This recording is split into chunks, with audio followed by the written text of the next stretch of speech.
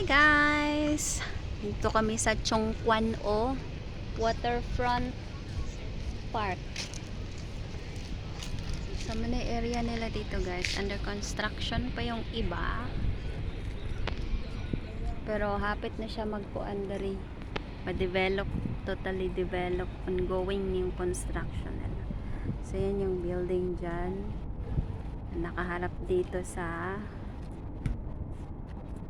dagat. Ayan.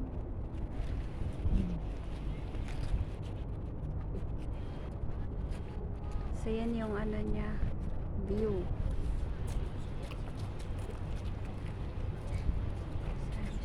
So, ang ganda.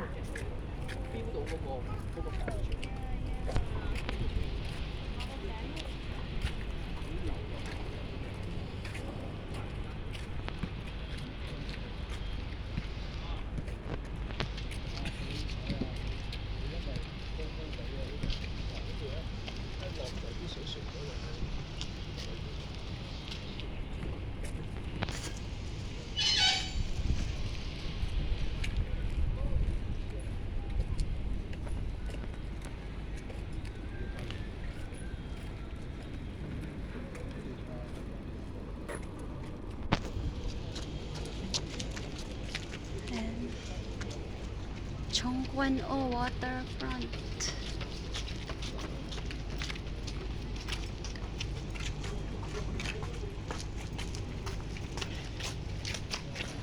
May cafe boheme, pizza and pasta.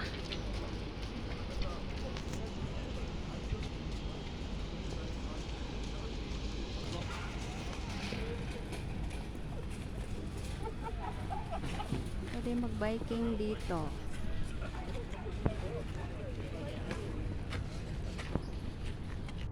Sa Ate Juni, busy ka ka-video.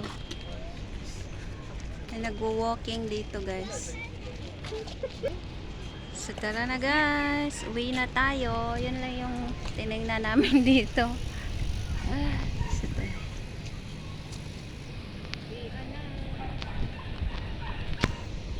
Siguro niya pa itong 30 floor, no?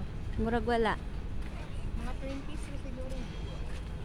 Kay kuan man sa ubos, di man siya residential. Murag gihimo din nila og kanang unsa ni mga para sa 360 ba dito sa among ubos. Kanang mga grocery store, mini store, mga ganyan.